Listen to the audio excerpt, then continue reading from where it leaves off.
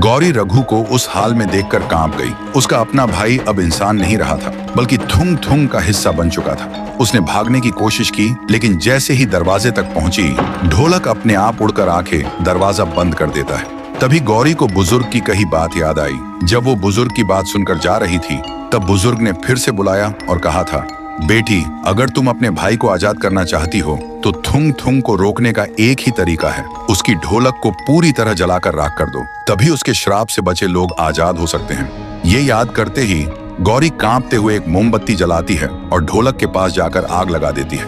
जैसे ही आग लगती है, पूरी जगह कांप उठती है। थुंग थुंग चीखता है, नहीं, ये मत कर, वरना पूरा गांव लाशों से भर जाएगा। रघु भी चिल्लाता है, दीदी मत कर, अगर ढोलक जली तो मेरा खून तुम्हारे हाथों से टपकेगा। गौरी के हाथ कांपते हैं, वो रोने लगती है और आंखें बंद कर लेती है। तभी अचानक ढोलक से भयानक चीखें निकलती हैं। पूरा आसमान लाल हो जाता है और आग के बीच ढोलक अपने आप बजने लगती है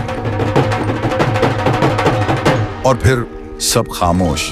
गौरी बेहोश होकर गिर जाती है। सुबह जब उसकी आंख खुलती है, गांव वाले उसी जगह पर खड़े मिले। सब कुछ ठीक लग रहा था। ढोलक की आवाज बंद हो चुकी थी।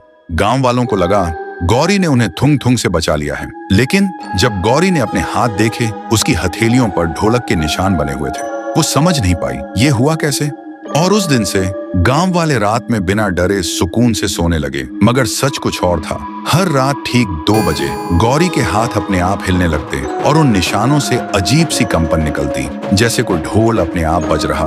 धीरे धीरे गौरी ने महसूस किया, उसके कमरे में रखा पानी, दीवारों पर टंगी तस्वीरें, सब ढोल की ताल पर कांपने लगते। और फिर तभी उसके सामने वही ढोलक आ गई जिसे उसने खुद जलाया था। डर के मारे गौरी चिल्लाई, पर उसकी आवाज बाहर नहीं गई। इसके बजाय ढोलक अपने आप बजने लगी और पूरा गांव कांप उठा।